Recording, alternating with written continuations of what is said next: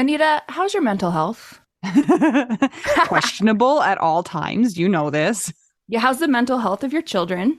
Also a little bit tricky. Can I tell you my experience in trying to find therapists for myself and my kids, Mel? Yes, please. Okay, this is how it goes. You ask around your friends and your family for a referral for somebody who's nearby. You finally find somebody who sounds like they might work for your family. You give them a call and you find out that A, they're not accepting new patients, or B, they have a huge wait list. So you start over again and you ask people if they know anybody who would be a good therapist and a good fit. Finally, you find one, you go and you meet with them, and you figure out that you don't actually like them that much. But it's been so much work to find somebody who you can go to in your area that you're kind of stuck with them. Well, do you have any ideas for how to get around this? I do because guess what? I've actually had some therapists that I have found on my own, which involves what you're saying. Sometimes I remember one time I was like 3 hours in the bathtub on my phone looking Yeah. through websites. I was such a prune at the end. But I have also had the experience with working with BetterHelp. And it was like, I don't want to say too good to be true, but because it is true, but it's like amazing because I was matched with my therapist within 24 hours. And you didn't have to go through all of that other ridiculous process of trying to find somebody. And here's the cool thing too, is if that person didn't work out for you, you can just switch and say, and it's not like you're committing to another years long search for somebody who you're going to jive with. It's true. And I lucked out, or maybe just BetterHelp is really good at matching people together because I never had to change my therapist. I loved her. Perfect fit for me. And I know that some of our friends have used BetterHelp and they've had to change therapists, and boom, same day, you can change. Easy peasy. You can ghost your therapist. Get a new one. I love this idea. BetterHelp is one of our sponsors. If you use our promo code trybetterhelp.com/WWDN, you get 10% off your first month. And we totally recommend it. Yes, get some therapy. That's trybetterhelp.com/WWDN. It's been a minute, Mel. It has. My bad. I don't know if bad is the right word, but My trying to keep up with life. yeah. Wait, actually we're not doing too bad, right? Didn't we have an episode last week? We're just like We just a didn't day blah later. before it. So they haven't heard for us from us. So they That's haven't. right. Oh, you guys, we've been complete disasters, like complete disasters. So that's why last week we didn't even record a part where it was like, let's talk to each other. And we just went to the Patreon shout out. So hopefully you're cool with that. We're back today, sort of functioning. Yeah. Yeah. This is where I am, Mel. I feel annoyed. A lot of things. One, I feel annoyed at myself because I wish I was in a different place. I wish I was further along. And guess what? You're not. Not. Yeah. And isn't it stupid how we don't practice what we preach a lot? Like everybody's like, be kind to yourself. Like it takes time, but it's so hard not to get in that like place where you're beating yourself up over where you are. And at the same time that's happening, I also feel like people around me are like, all right, it's time for you to be done with this. Not saying it to me, but I'm just getting the vibe that, it's been more than 3 years. You should figure this out by now. You should be a well-oiled machine, especially talking about like my kids and like how we function and things like that. And I'm like, we're not. And it's so frustrating. And it's hard to feel like grief has an expiration date, you know? And so I'm kind of struggling with that. And then at the same time, I'm like, people die all the time. I like think about the olden ages, the olden days, and I'm like, the people would like die on the Oregon Trail and you just had to keep walking. So like, what's wrong with me? Well, you don't have dysentery, first of all. How do you know? Okay, maybe you do. And also well-oiled machine. Uh-huh. Is there such a thing? I feel like the people who maybe are a well-oiled machine in quotes, those children of those parents are in mega therapy when they're adults. Yeah, So but I mean, there's definitely an air to our functioning of like, I'll give you an example. My son came up to me and said, Mom, can we go to the thrift store and buy me some shoes? And I was like, why? Kind of annoyed at him. Like, why would we want to do that? And he's like, well, I need him for my band concert. I'm supposed to wear black shoes. And I just start sobbing. And then he feels bad because he's asked me for black shoes. I'm not mad that he asked me for black shoes. I didn't even know he had a band concert. I didn't even know he needed black shoes for a band concert that I didn't even know about. It's just like I'm always on my heels figuring stuff out, like after it happened or right before. And I'm like, why? Ugh. Very frustrating. I want to be more organized and better at the things that I need to do. I want you to have 3 nannies. Yeah. We're going to need a lot more patrons for that, Mel. I never know what to say to your life because I want it to be fixed for you and I hate it for you. And I can't even do anything except make jokes to you. Yeah. That's so funny because I feel the exact same way about you. Okay, good. We're even. Because when you're like, you've had trauma too. And I'm like, I don't know how to respond. Just like, this sucks. And I'm so sorry. And honestly, when you respond that way to me and then you're like making a joke, it helps me to not go into the dire cave. So keep it up. Okay. The dire cave. I like that name. Yeah.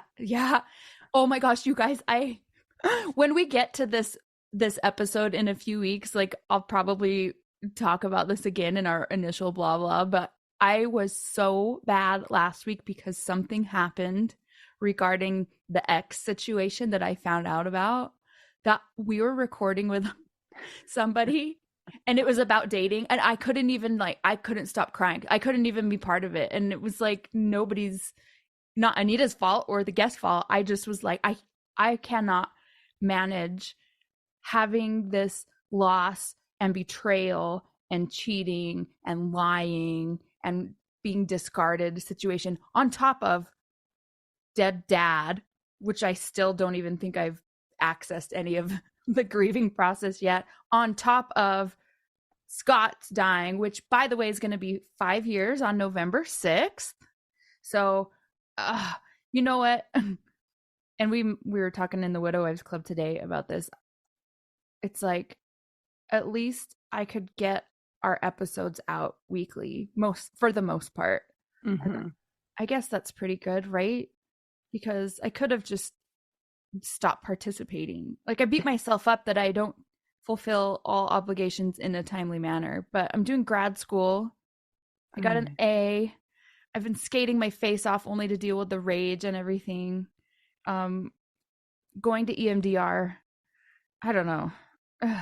That's good, right? Is that okay? Like, can you give me validation that I'm I like how you're asking me.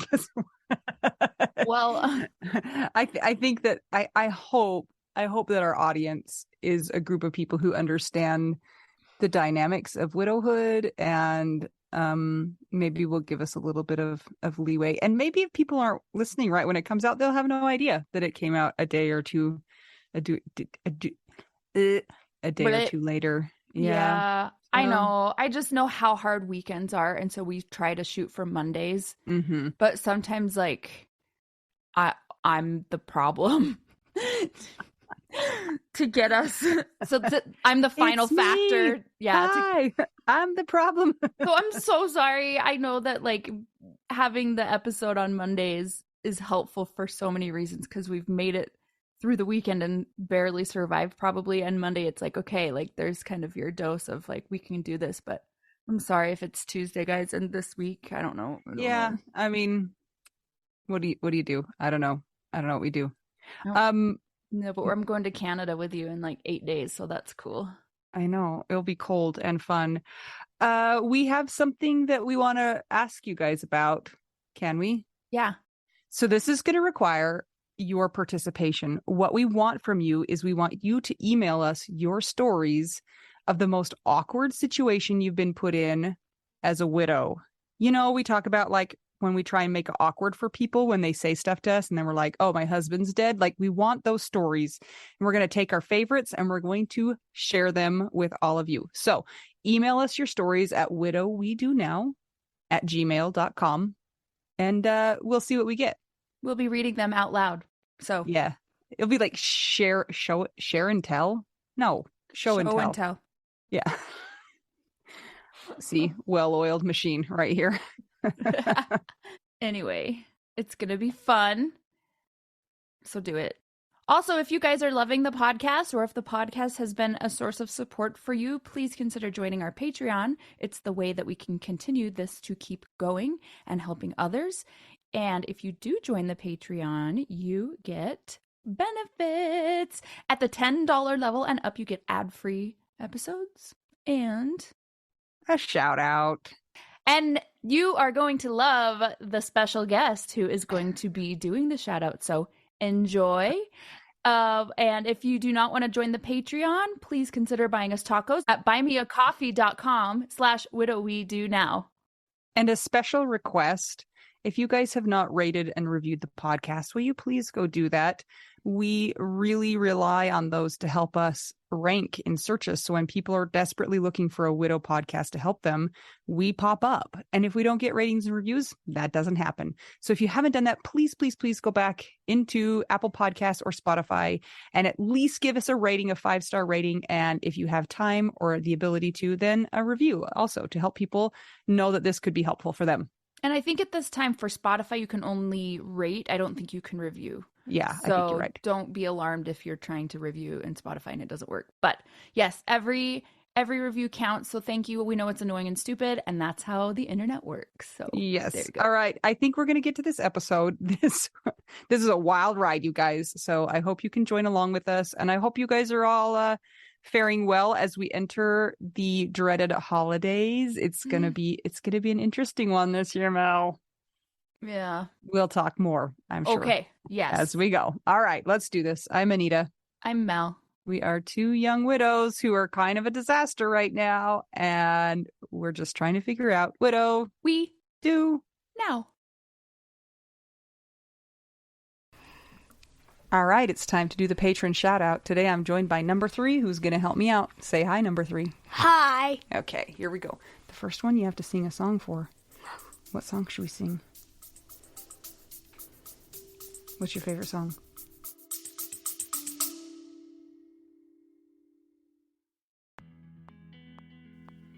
Sometimes we assume that unless we had a huge life insurance payout, we don't really need to know anything about investments or even finances. But guess what? A little knowledge of finances is critical for all of us. Maybe your partner was in charge of that stuff, and now you find yourself making all the decisions.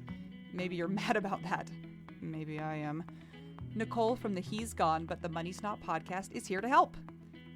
She tackles financial literacy by telling the stories of women and widows and finance experts and shares the lessons they've learned as certified financial planners.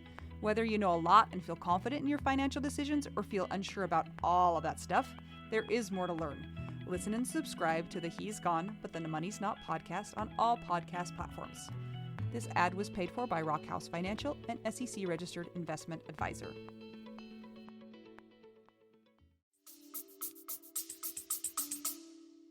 La la la la la. That's the song for our secret dead husband. Okay, ready?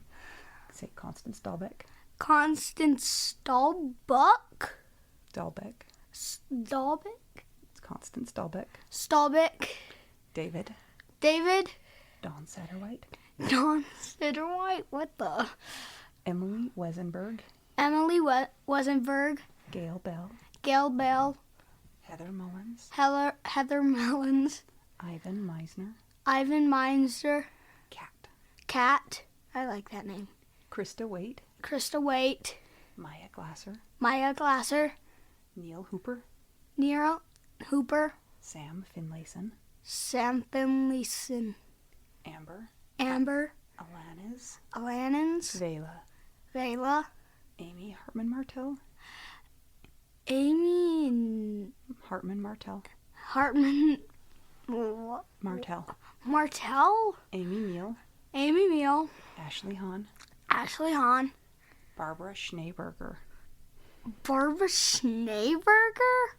Brandy Younger. Brittany Pedro.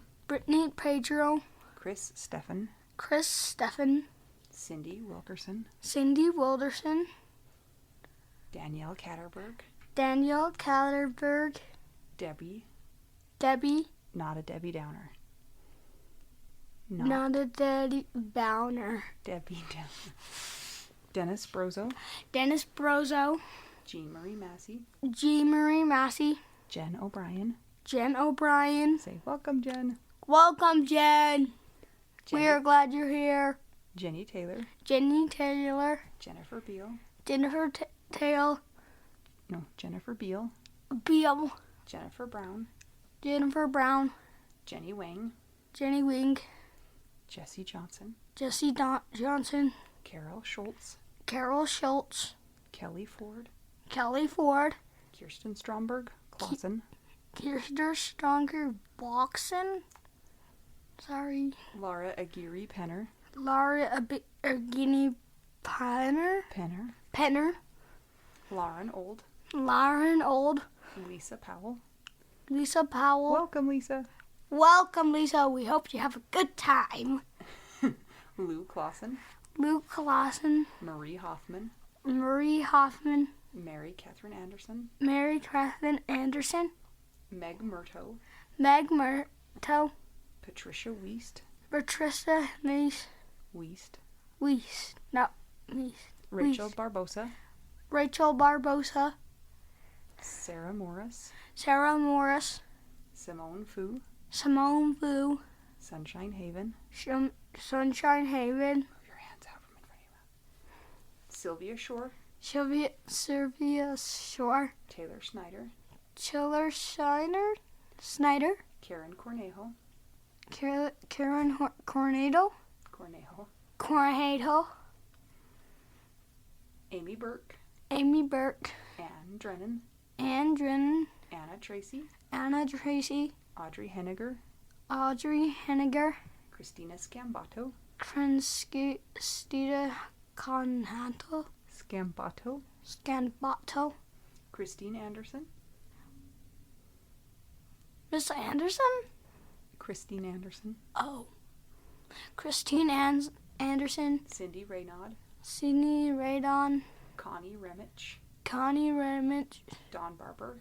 Dawn Barber. Debbie Fells. Debbie Fells. Deborah Westwood. Deborah Westwood. Diana Becker. Diana Becker. Doris Reichel. Doris Rachel. Hello, Doris. Hello, Doris. Eileen. Eileen Dem. Hello, Eileen. Hi, Eileen. Emily Toledo. Emily Toledo. Eric Vandermeulen. Eric Vandermeulen. Aaron Posick. Aaron Plusic. Gabe Lozano. Gabe Lozano. Gia Benoit. Gia Benoit. Gina Haas. Gina Haas. Ian Cini. Ian C. Ileana Bell. Ileana Bear. Jackie Coyle. Jackie Coyle. That's my aunt. Jane. Jane. That's my grandma. Another secret patron. Another secret patron. Jennifer Davis. Jennifer Davis. Jenny Armstrong. Jenny Armstrong. Jenny Barrow. Jenny Barrow. Hey, I know you. Jocelyn Milo. Jocelyn Milo. Johnny Walker. Johnny Walker. Julie Stevenson. Julie Stevenson. Karen Ochoa. Karen Ochoa. Karina Jacobo. Karina Obo. Kathy Murray. Kathy Murray. Katie Getz. Katie Getz. Katie Radcliffe. Katie Radcliffe. Kara Scara. Kara Scara. Kevin Ferry. Kevin Ferry. Chris Morgan. Chris Morgan. Laura Keeley. Laura Keeley. Lindsay Konopka. Lindsay Konopka. Isn't that a cool name? Wait, don't I know someone named Lindsay? I don't know. Lori Farrington. Laurie Harrington. Marjorie Lewis. Marjorie Lewis. Marianne Hammond. Marianne Hammond. Marianne McDonald. Marianne McDonald. Mary McGowan. Mary McGowan. Megan Montague. Megan Montague. Oh. Melissa Bowers. Melissa Bowers. Melissa Hancock. Melissa Hancock. Naomi Brown. Naomi Brown. Rebecca Olamaker, Becky Zeba, Robin Flam, Stacy Sayward, Tammy Teravest, Tara Wallace, Trenton Thompson, Val Packer. And do you want to say a Demon Slayer name now? Yeah. What's a Demon Slayer name? I don't know. Tanjiro? Say Tanjiro Wendy. Or you could say Demon Slayer Wendy. Demon Slayer Wendy. Perfect. Thank you so much to everybody who supports us on Patreon. Thank you so much to everybody who supports us on Patreon. We really couldn't do it without you. And thanks, number 3, for hanging out with me for a minute. I love Demon Slayer.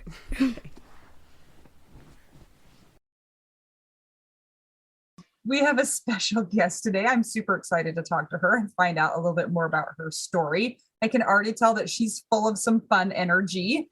So, Mel, are you ready to do this? Yes, I'm excited too. We need some fun in our lives. Oh, you guys got to get out more. We're widows. Come on. All right. So this is Trina. Trina, you got to say your last name because It's Machacek.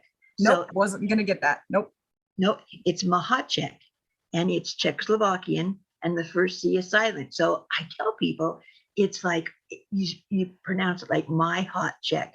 My husband was Czechoslovakian. He's kind of hot, so he was my hot Czech. Oh, I would have said Machacek. Machacek or something. Machacek. Trina, where do you live? I live in central Nevada. I live 10 miles north of Eureka, Nevada, which is on Highway 50, which was deemed by AAA as the loneliest road in America. I just want to say, Eureka. Why? Is it lonely because nobody breaks down there? Oh that no, highway? it's lonely because it's like everything out here is in miles. My nearest neighbor is 2.5 miles. Whoa. The nearest town is 10 miles. But if I go to town and I want to go to the grocery store, I have to travel 120 miles.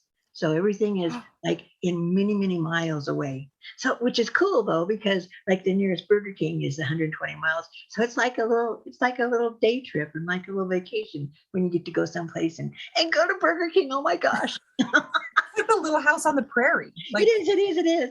do you have your own grain mill out there? And like, I do have a grain grinder, but when I had chickens, we ground our own grain. I live at 6,500 feet above sea level, and the base of Diamond Mountain, which is 11,800 feet, and the view is gorgeous here. oh wow, Trina, how did you find yourself in the middle of Nevada? I looked on a map.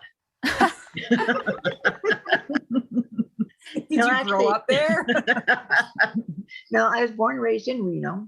And then when I was in 8th grade, we went to a little town called Ely, Nevada, which is about 90 miles from where I am. And that I went to high school there. And I was a telephone operator. That was way back in the days when you picked up the phone and there was no dial. And you just picked up the phone and you got the operator, and that was me. And so my husband's telephone number in Diamond Valley was Diamond Valley 21. And he would pick up the phone and he would get me. And we talked for like 2 years before we finally met. I had to drive to Eureka during rodeo, drive in his yard and say, I am the telephone operator. How are you? And 6 months later, we were married. No way. That's how you met? Yeah. That's the best. It This was is the best. story. The guy came out of the house in his black stocking feet, opened the gate for me, and I drove into his life. Isn't that so cool? Oh, it's so sweet. And what was your husband's name? His name was Jerry Machacek. And he wasn't actually from Czechoslovakia. He just was Czech descent. His grandparents were from Czechoslovakia. Okay. So his family was from a little town called Buell, Idaho, and they moved to Diamond Valley when Diamond Valley was opened as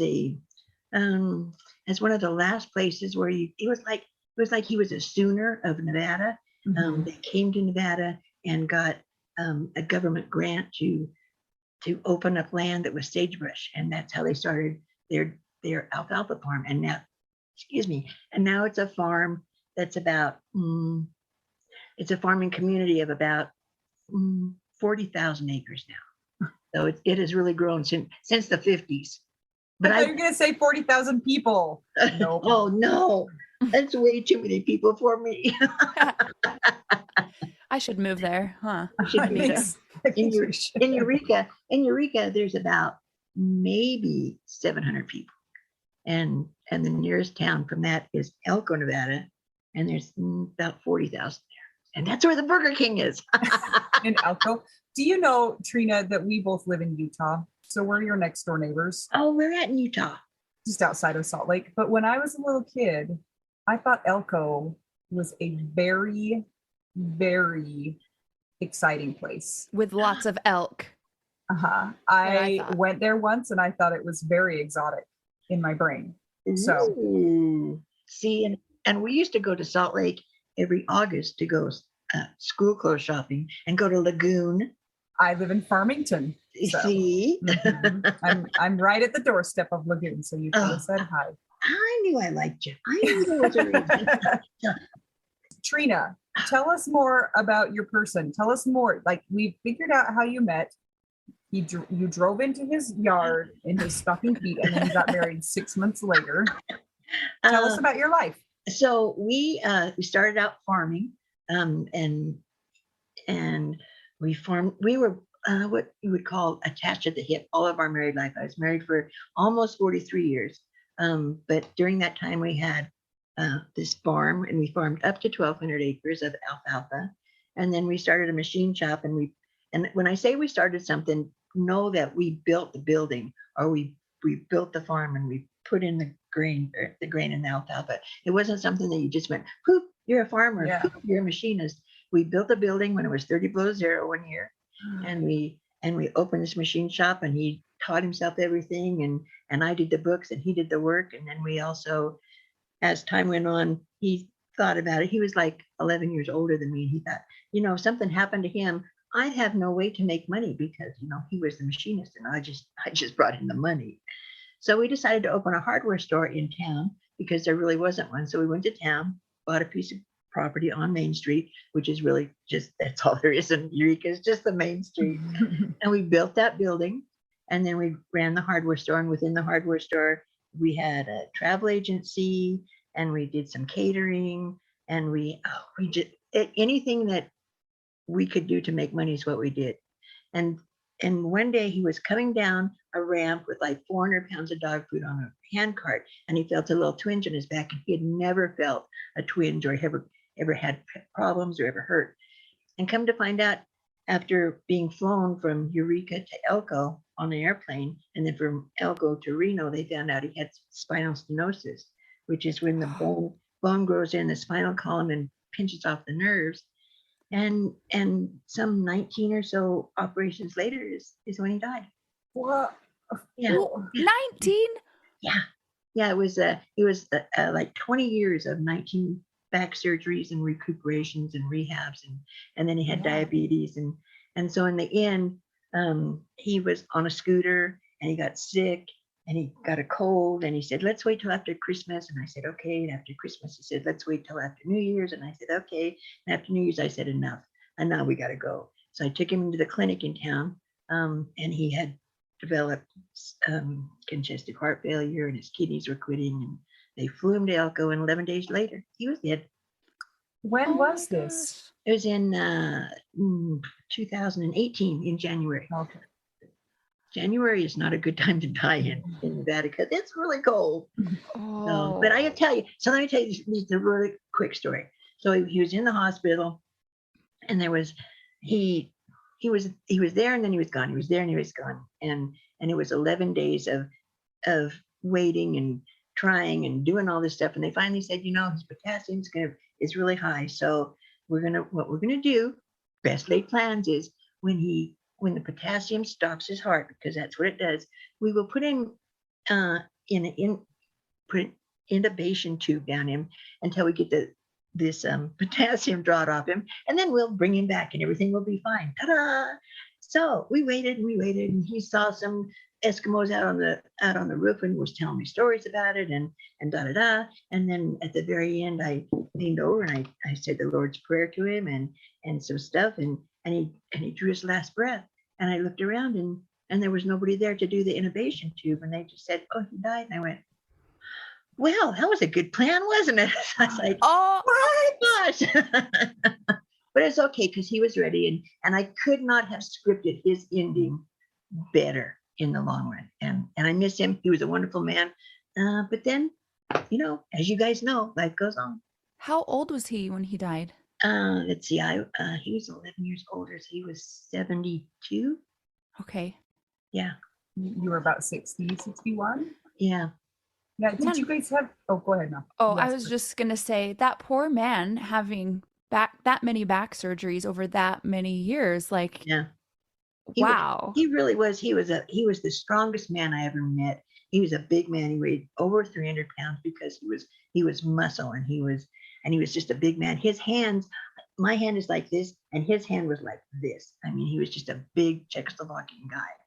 So even though he was in a lot of pain for 20 years and he took a lot of medicine, we started off with just aspirin, and then we went to Percocet, and we went to Oxycontin, and then we went to fentanyl, and blah, blah, blah. I know his body became addicted, but he was of a mindset of not being a mind addicted person. So he was a great patient, and he was very patient. And we met some amazing people along his journey of doctors and nurses and physical therapists and people in rehab. And so it was very learning. Trina, did you and your husband have any children? No. We tried a couple of times, and we got pregnant 4 times, and we had 4 miscarriages in 1 year. And then we just stopped having children, and stopped trying to have children, and just stopped all of that part of our life because he wasn't in shape, and I really was really too busy to do any of that. So I know what people say when they go, well, I haven't had sex in 5 years. And I go, oh, come on, I haven't had sex in 20 years. What are you talking about? So you're not a stranger to loss, Trina. 4 miscarriages in 1 year. That's a lot. I mean, that's a lot in a short amount of time. Yeah. So how was that on your marriage? Yeah, I think it was okay. I don't think either one of us really expected to have kids, or really, when I first got married, I thought, oh, that's what you're supposed to do. You go to church and they say, oh, go forth and multiply. And I go, my multiplier is broken. So you can only divide. After a while, I just went, oh, that's not going to happen. So you have dogs, and you have cats, and you have cows, and you have sheep, and you have chickens, and you have friends, and kids are like little ants to me. I love how in the differential of things that you have, friends was after cows, sheep, and chickens. That's because, like I said, my nearest neighbor is 2.5 miles away. The friendship thing wasn't a big thing because I had my husband and he had me, and we kind of fed off each other. So talk about isolation. You are physically isolated from people, and you didn't really need to have a support system when your husband was alive. What did you do after he died? It's got to be so lonely. The weirdest thing is my husband was very bigger than life, and I didn't realize it until after he was gone how isolated he had made me. Like my family lived in Ely for a long, long time, but I went over there like twice in my whole married life because he didn't want me to go over there. He said I wasn't the same person when I came back from Ely after seeing my parents. So he just kind of, after going to the big city. Yeah, after going to the city, it's like, oh. So he's and then friends. He said when I tried to do stuff, he said you don't have time for that. We just need to work. And so I worked really hard for my entire married life, and so did he. So after he died, I was a little nervous because I didn't think anybody even knew who in the heck I was. So at his service, which was at the Opera House in Eureka, which is a wonderful building, a huge main floor with a great big stage and stuff. I was really scared to have it there, but people kept saying, "Oh no, everybody knows, Jerry, the church is not big enough. You have to have a opera house." So I said, "Okay." And I went in and sat down. I thought, I'm going to turn around. There's going to be nobody there because nobody knows who I am and blah, blah, blah. And then people started filing in, and it was standing room only, which made me really happy. And then afterwards, people came up to me for days and really weeks afterwards saying, "We have been waiting for you to come out. We have missed seeing and talking to you. It's always been Jerry, Jerry, Jerry, Jerry, and Trina was just over in the background doing work." So that was kind of cool. So I have a great group of friends now. It's just, there wasn't a lot of that in my married life. So now I'm telling you, I'm having way too much fun with this widow stuff. Okay. I want to hear all about it. Tell us what now I know people listening are like, wait, what? Fun with widowhood? But like, come on, you got to take what you can get, right?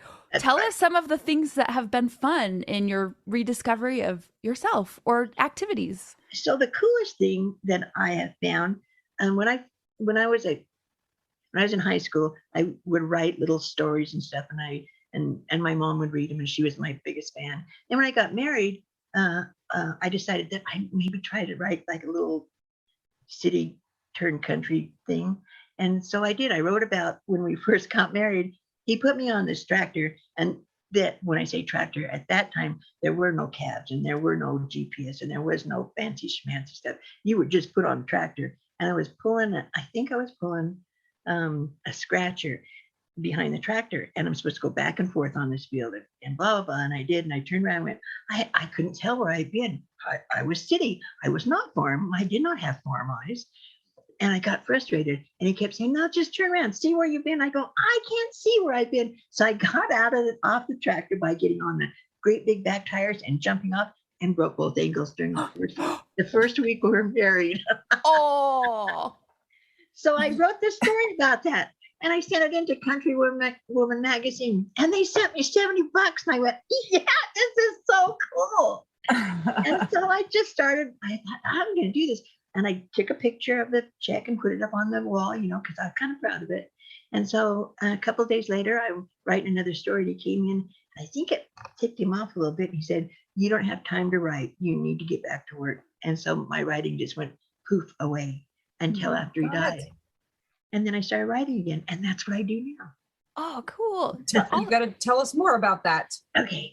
So it happened a little bit before he died. He died in 2018. And in 2012, when we were running the hardware store in town, I wrote this little story about Christmas and kind of threw it around town just to see if anybody read it, And a couple of days later, I got some really nice comments about it. And it was like about a 800-word story.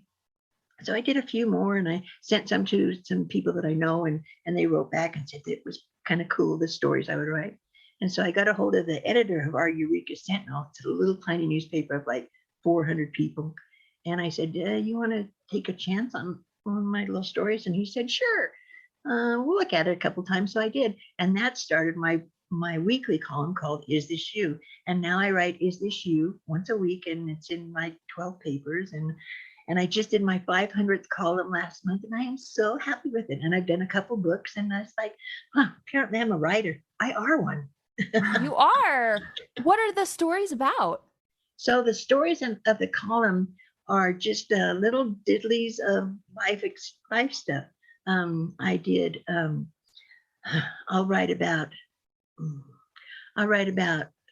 what somebody made for dinner 3 years ago, or I'll write about how the best way to pour an ice cold glass of milk. And so my first book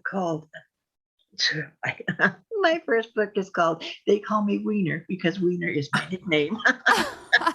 It's called They Call Me Weener, and it's 55 short giggle producing chin wags, which are 55 of my columns that I love.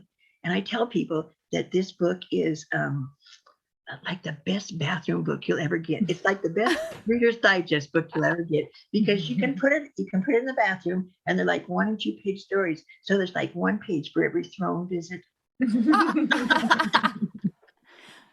I want that book. It sounds I know you amazing. do. So You do want it. My dad would have loved that book too. My dad actually was about, well, my dad just died this year, but he was about the same Sorry. age as Jerry when Jerry died. So I can see how Jerry's generation is like a hardworking, like let's get nose to the grindstone Yeah. kind of thing. But my dad also loved like bathroom humor. So yes, yeah.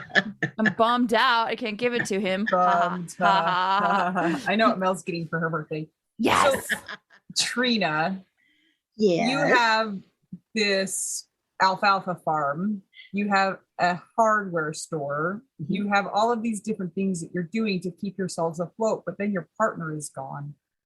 Yep. So, did you have to give up some of those things? Have some of those things, have you like Actually, given before them over to other people to help with? How have you maintained that, or have you? before he passed away, we ended up selling the farm because Oh, okay. his mother, my mother-in-law. I have big eyes. I must Sign be of the nice. cross. I must be nice. She was a very strong woman, and she ended up being a widow long before she died. And she ended up on a little house on our property, which ended up to just be 5 acres. She lived out my back door for 25 years, ladies. I'm Oh. telling you, that'll test you. Yeah, that'll test you. So anyway, she ended up in a bankruptcy thing. So we ended up selling the farm, and most of that money went to her before she died, and then to take care of her. So the farm is gone, and then we had the machine shop, and I still have it, but when we did the hardware store, we kind of moved away from the machine shop, and that kind of just became Jerry's toy box. And then a few years before Jerry died, he decided to sell the hardware store, which we did. Because I couldn't take care of it, he couldn't help. So actually, when he died, there was just me. I no more shop, no more store, no more farm, just me. Like when he died, I'm standing in the hospital, and somebody comes in and says, "Well, who can we call for you?" And I put my thumb over there and go, "Oh, sorry, it's just me. The cheese stands alone now, boy." Oh. So now it's just me and my writing, and I have a great group of friends, and I can do anything I want. What are some of the things that you want to do? I want to write. Okay. So somehow I ended up with these wonderful, beautiful, glow in the dark, almost pink fuzzy slippers, and they are huge. And I found them at Kmart a long, long time ago. And because they were cute, I had to buy them. And then they ended up in a closet. And then after Jerry died, I found them. And I'm writing. And I put these fuzzy slippers on my feet. And I went outside and took a picture of them. And that's what look. That's what the cover on my book is, my fuzzy pink slippers. Ah. So now I take my fuzzy pink slippers wherever I go, and we take pictures, and they open doors for me, and they introduce me to people. So now when I go somewhere, my slippers go with me, and we do stuff, and I travel a little bit, not a lot, because I have cats to feed. And so that's what I'm doing now. I'm just living life, and I'm starting the business of Trina. Oh my stars, that's really something. I've decided to do the business of Trina is trying to sell my books, and then also I'm trying to become a motivational, inspirational speaker. Some people say, "Shut up, Trina! For gosh sake, shut up already!" No, I have things to say. Like my second book is about becoming a widow, and it's like I looked for a book, but everything I looked at was a boo-hoo story, and it's like, I do not want a boo-hoo story. I want something to lift me up and give me joy and make me happy. And I couldn't find one. So I wrote one. And I wrote about, a life after death. And it's about becoming a new widow. And that's what I'm basing my speaking cha-cha-cha stuff on. And I'm just starting. Nice. I saw a hand go up. Yes, I have a question. So obviously, like when we lose our person, it's a big, sad, hard thing. And you seem like a very positive person that can find joy in even like the little darkest nooks and crannies. Have you experienced immense sadness since Jerry's death, or how have your emotions been? And you guys were together for a long time. We were together for a long, long time.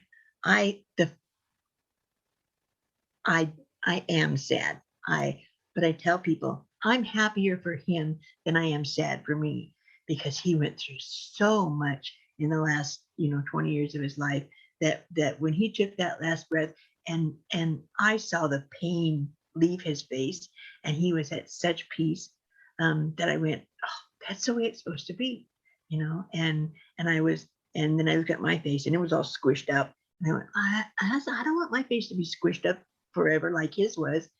And so I chose joy instead of sadness. But I do sometimes, probably more often than I even admit to myself, find myself boo-hooing through something. It's like, oh my stars, I can't go through with it anymore. And then you go, shut up, come on, wake up, get going. Don't stop. That's very important to me. It's never stop. I have MS, and I was diagnosed some 30 years ago. And one of the first things that my doctor said is, don't worry, you'll never die from it. Well, like in a year, Annette Funicello died in Miami, or in Florida. And I went to him and said, hey, you told me you're not supposed to die from this. And he said, she didn't die from that. She died because she got tired and stopped moving and stopped doing. So he said, never stop. And I thought, okay, I'm never going to stop. You can't hold me back. And don't let fear and common sense hold you back, Machacek. Have you ever heard, I do not know if this is true or not, but if it is true, then I feel like I've just figured out what you are, Trina. And that's that sharks have to keep moving or else they'll like die. Maybe. What? Is that true? Maybe that I is don't know if it's true or not. I've heard that, but then anyway, You're because gonna like Google it. Google it. But I think you might be a shark in the middle of the Nevada desert. You just have to keep going. Do you remember that show that they say land shark? That's me. I'm a land shark. Trina, I'm wondering if when Jerry died, a lot of people will talk about the sense of relief. It sounds like you had a lot of, you worked really hard your whole life with Jerry. And it sounds like Jerry kind of pushed you to do, some things that maybe weren't what you wanted to do. You wanted to write and you couldn't write because, you had to keep working. Did you feel some relief? I did. When he died, that you were in charge of your own destiny now? So have you read my book? Because in there's a whole one, the sense of the guilt of relief. Mm-hmm. It's like you go through all this stuff and he passes away, and in the next couple of days I was like, oh, it's over, I'm done. I got home because I had to travel 120 miles to get home, and that was fun. And come in the house, and all this stuff is still there, all the medical stuff is there, all the medicine is there, and all the accoutrements that you acquire when somebody is sick is still there. And I could not get rid of that stuff. I couldn't get the concentrator and the medicine and the scooters and the walkers and the out of my house fast enough. And I went, oh, man, I'm just relieved. And then you go, oh, crap. I think I'm supposed to feel guilty about that. And I did, but not for long, because then life starts. Don't stop. How is your body doing with the MS? It's good. I'm very lucky, knock on wood. I have what I call MS light. I know that it's a terrible thing and it can do awful things. But for some reason, God just said, I'm just going to give you a little bit of MS. It's just going to smack you around a little bit. Just enough to keep you from feeling sorry for yourself. So I'm good. I'm good. I get a little weak and I get tired, but that's okay because I can nap anytime I want. Trina, do you, or have you, and how will you go about doing this? Waded back into the dating pool at all? Is that something that interests you? So, oh my God, I don't know if I should tell you the whole story. You should. Yes, do it. A storyteller must tell stories. I'm very open to starting that again. It's like I'm not dead. I like guys. I've always liked guys. I think guys are pretty cool. My entire married life, I worked with guys, around guys. There wasn't a lot of women. It's like they're fun, they're funny, and you can poke at them, and they're some of them are kind of gross, but then you laugh at them. So I've gone to lunch with a guy, and that didn't work out, and then I've had a guy come and visit me, and that didn't work out, and I'm just waiting to see what's going to walk in my door next. Maybe we need to bring back the telephone operators, and maybe there could be a male telephone operator, and maybe he could be like 25. Ooh. Would you go for that? Yeah, is that a yes or a ooh, no? Oh, they do. Oh, 25. My goodness. He'd have to do a lot to keep up with me. Yeah, Trina. Yeah, I don't even know how you would go about dating in such a small community. You know? Yeah, you just there isn't you hear so many awful stories about online stuff that I'm not for that. If it happens, it's just going to happen like how it happened when I grew up. If not, it's okay. You're cool either way. Well, and I mean, like, what about you guys? Have you guys jumped in? No. I have bad stories about Mel it. it's not a quick answer to that question. Yeah. But we also have like a Burger King like less than 2 miles away, and so it's a lot easier for us to date because we can just take people to the maybe we Burger can meet some people at the Burger King. Yeah. Yeah, or maybe Trina, you need to come to Salt Lake to a Burger King, and that's where you're going to find your new man. I'm thinking I'd go to Chick-fil-A. Get it, Chick-fil-A. Oh yeah, that's the good stuff. Trina, do you have things? I mean, it sounds like you're trying to accomplish the business of Trina. Do you have other goals? Do you want to travel places? Do you want to meet people? What do you want in your life now? Just recently, I've met a gal in town, and she's the doodah for tourism of Eureka, and she is a really kick in the pants, and she's a tea mistress, and she knows everything about tea, and I know nothing about tea. Like tea. Drinking tea? Yeah, okay. No finger. Oh, no finger. That's one of the first things I learned. Put your finger down. It's like, oh. So anyway, she and I have kind of bonded, and she writes books, and she's done PR all over the state of Nevada for her career, and she's a few years younger than I am, and we've kind of developed a friendship, and we go places and do book signings and blah blah. And so what we're doing now is we have started to develop a tour for 2023. Her new book is coming out in December, and I have a couple of books, and so there are 17 counties in Nevada, and we are going to do a 17 county tour in 2023. And she's a tea mistress, and my name is Weener. So it's going to be the Tea and Weener book tour of 2023. You broke Mel. Now I think we need to name your episode "My Name Is Weener." That's right. Trina Machacek. Everyone will be so confused until they listen. Say, I didn't realize there were 17 counties in Nevada. I think people think of Nevada and they think Las Vegas. And they think like Reno, Tahoe, and then miss Eureka. How in the world is that happen?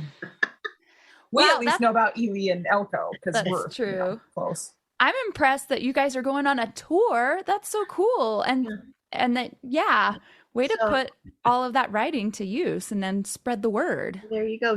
She's got more developmental stuff and knows a lot more people in the state than I do.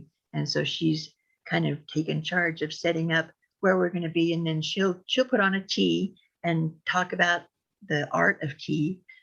And you would not believe how much stuff there is to learn about tea.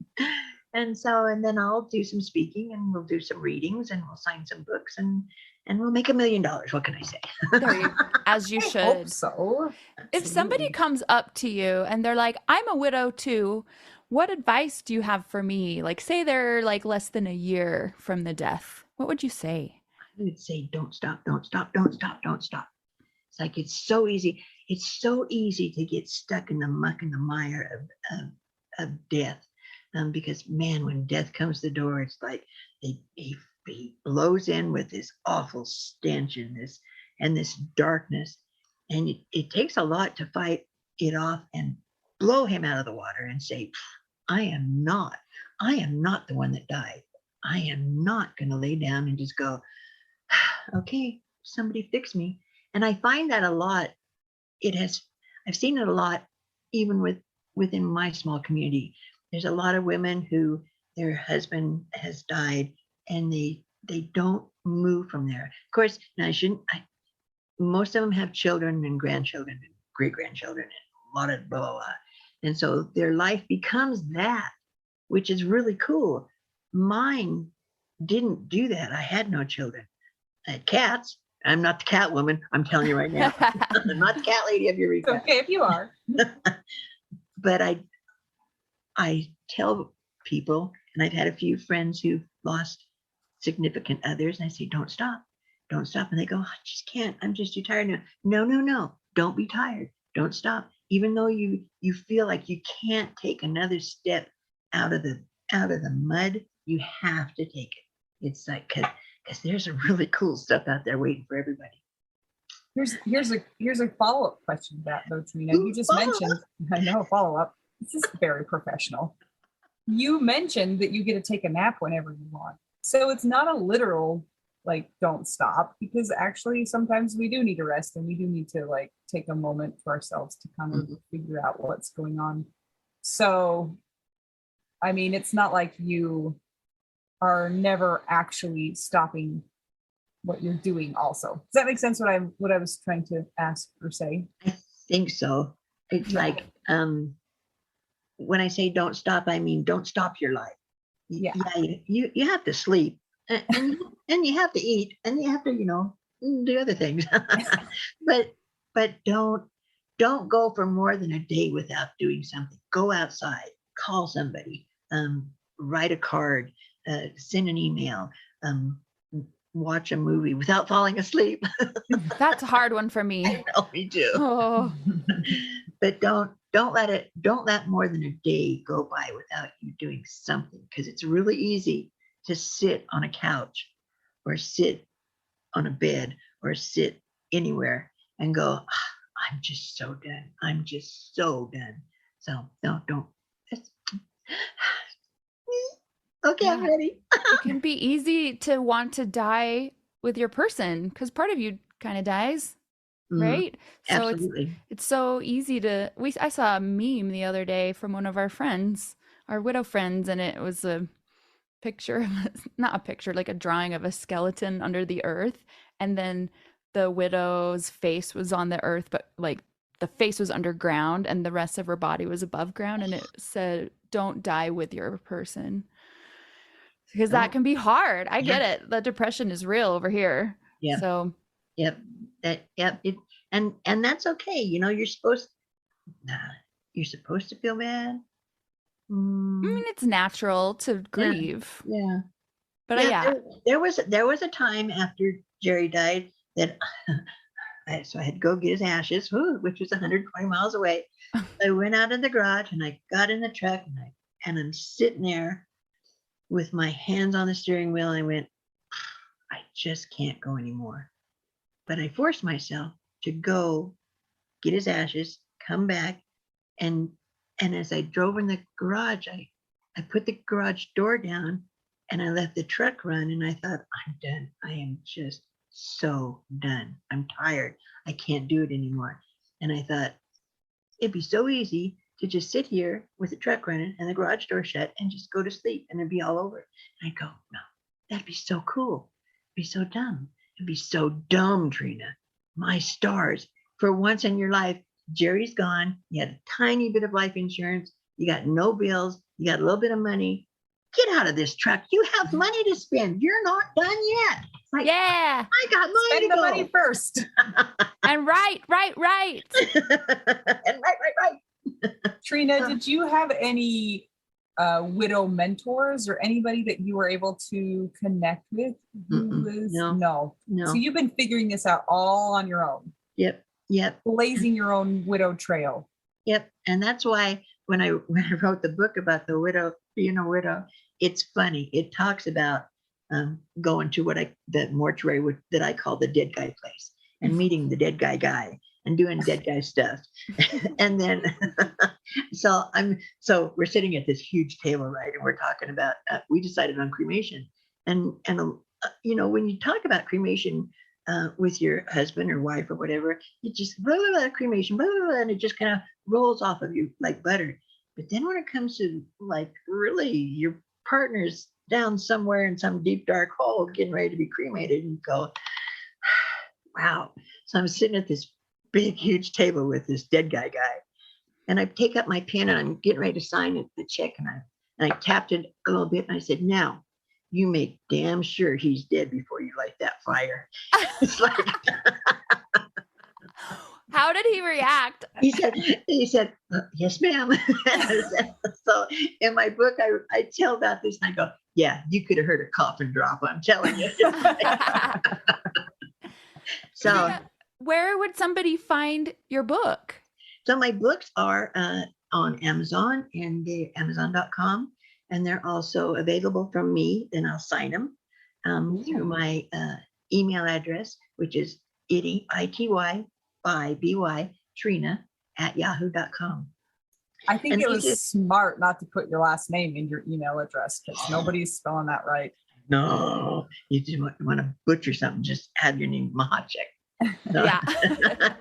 So it's also on Barnes and Noble and Target and Walmart, and I'm out there. You just have to look for Trina blah blah blah. And yeah, Trina, you're kicking butt. I'm kicking butt, taking names. Da, da, da, da. Yes.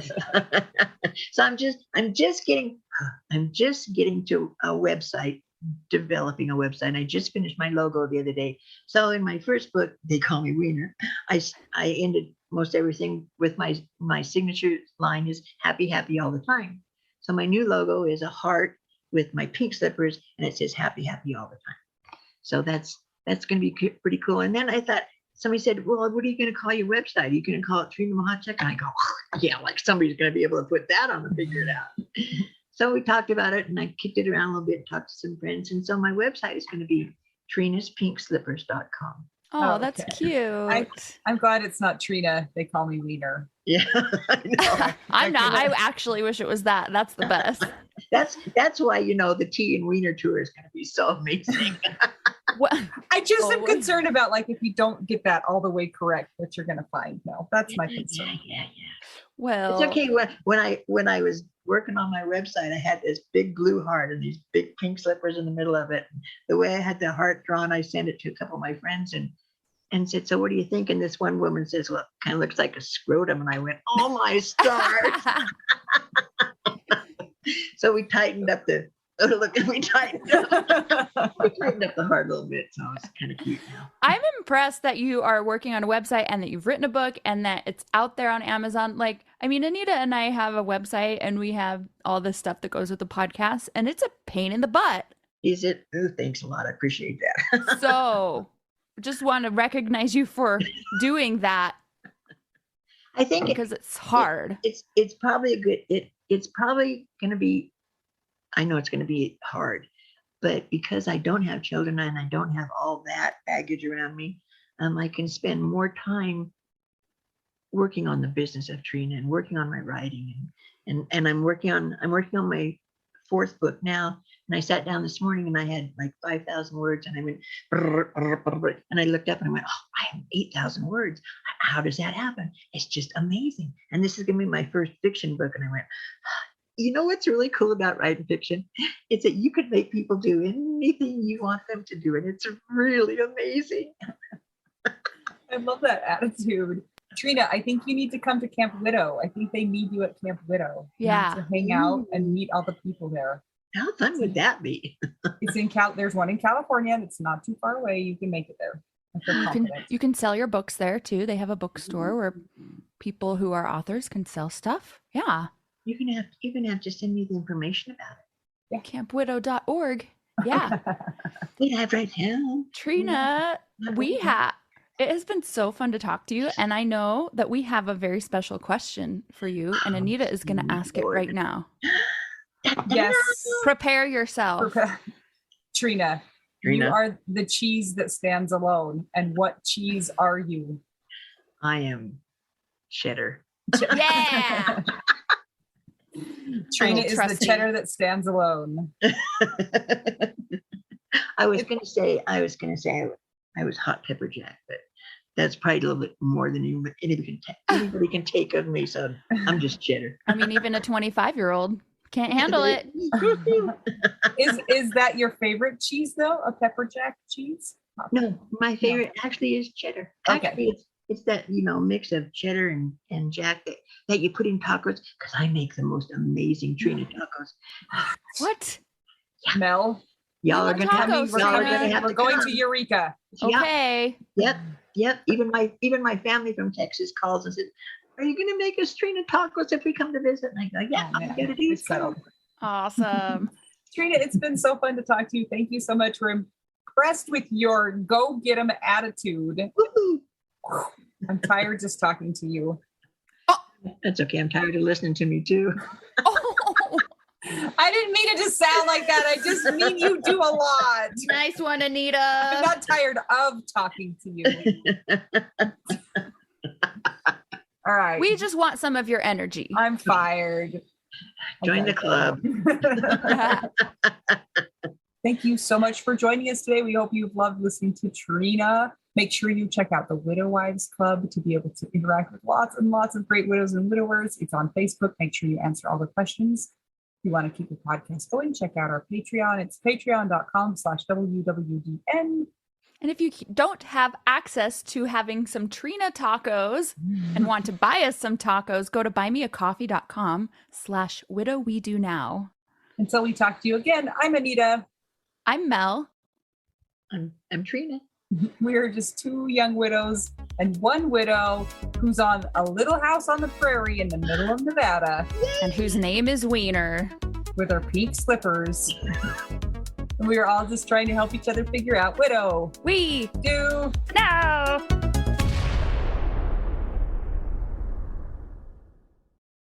This is my favorite thing to discuss with you. Tell me, what is it? One of my favorite things. I do enjoy tacos and cheese and dogs. This is about how you cannot pay hundreds and hundreds of dollars for a phone plan, especially when you're a widow, your person is dead, you might have kids, you might need another option, and you just want your phone to work, you want unlimited texting and service, and you want it to be like $25 a month. It blows my mind that they have plans that start at $15 a month. That is so cheap. And the cool thing is it uses other 5G networks, and so you don't have to pay extra for that, and you still get great service. Yep, Anita and I have traveled all over, and I have used my phone. So I highly recommend it. And my mom's even on it. When my dad died, we put his phone down to the cheapest plan, which is $15 a month. And I think my mom's on the $20 a month plan, and it's so worth it. It's so much cheaper than what we were all paying before. So I highly recommend it if you're on a budget or not. Who cares? Ryan Reynolds is in charge of the company, and they send you free stickers with Ryan Reynolds temporary tattoos. It's kind of the best. So if somebody wants to sign up, what can they do, Anita? Go to trymintmobile.com/WWDN. Seriously, you guys, such a great idea. Save yourself some money. And if you're worried about losing data or having any changes with your phone, not going to happen. They walk you through it. Everything's fine. It's the easiest process of all time. Again, that's trymintmobile.com/WWDN.